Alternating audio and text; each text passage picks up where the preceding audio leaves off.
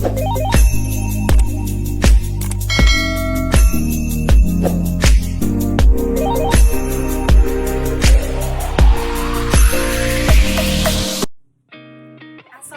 warahmatullahi wabarakatuh. Hello, hi guys. Perkenalkan, aku Nurul Fasila, NPM 091 051 041 Program Studi Ilmu Administrasi Publik. Baiklah, pada kesempatan kali ini pada mata kuliah analisis kebijakan, saya akan menjelaskan tentang isu politik. Pada kesempatan kali ini saya akan memberikan satu contoh isu politik yang sedang berkembang di tengah masyarakat. Langsung saja kita berbicara soal isu politik, pasti sudah tidak asing bagi teman-teman sekalian. Ya, isu politik merupakan serangkaian isu-isu yang diungkapkan, diberitakan, digambarkan bertujuan untuk pembentuk agenda politik atau menentukan agenda politik melalui penonjolan opini dalam berita-berita propaganda atau kampanye dengan jangkauan tertentu guna untuk kepentingan atau keuntungan.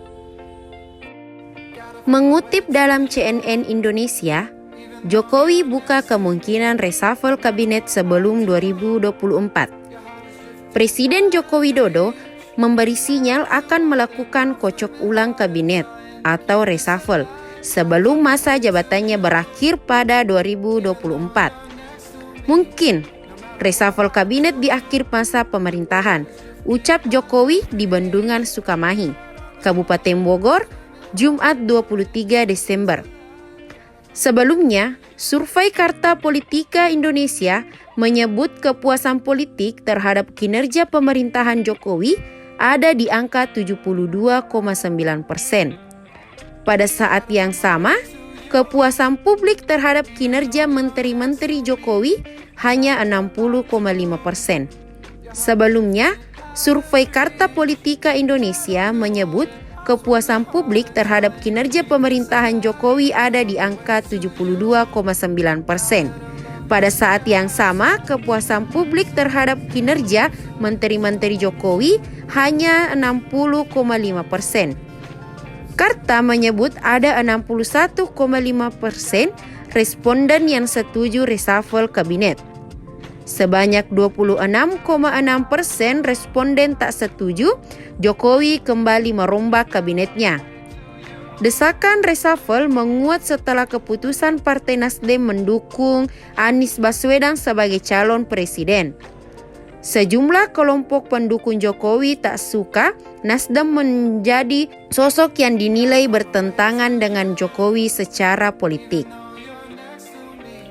Nah, jika kita berbicara tentang kebijakan, seperti yang dikatakan oleh Presiden Joko Widodo bahwa mungkin terjadi reshuffle kabinet di akhir masa pemerintahannya. Dan sesuai dengan hasil Carta yang menyebut ada 61,8% responden yang setuju reshuffle kabinet. Maka isu ini harus segera dibuatkan kebijakan. Dikarenakan kepercayaan publik terhadap pemerintahan Joko Widodo menurun karena 2 menteri kabinet Jokowi berurusan dengan Komisi Pemberantasan Korupsi atau KPK secara bersamaan. Nah, apa sih dampak jika isu politik ini terus dibiarkan dan tidak dibuatkan kebijakan? Nah, yang pertama yaitu pengawasan yang lemah akan mengakibatkan lebih banyak lagi menteri yang terseret oleh KPK, Komisi Pemberantasan Korupsi. Kedua, jangan sampai di penghujung pemerintahan Jokowi, menteri malah bekerja sendiri-sendiri. Yang ketiga, kepercayaan masyarakat terhadap pemerintah akan berkurang. Nah, maka dari itu, isu politik yang satu ini harus dibuatkan suatu kebijakan supaya tidak menimbulkan dampak negatif yang akan berdampak kepada pemerintahan yang sedang berjalan sekarang.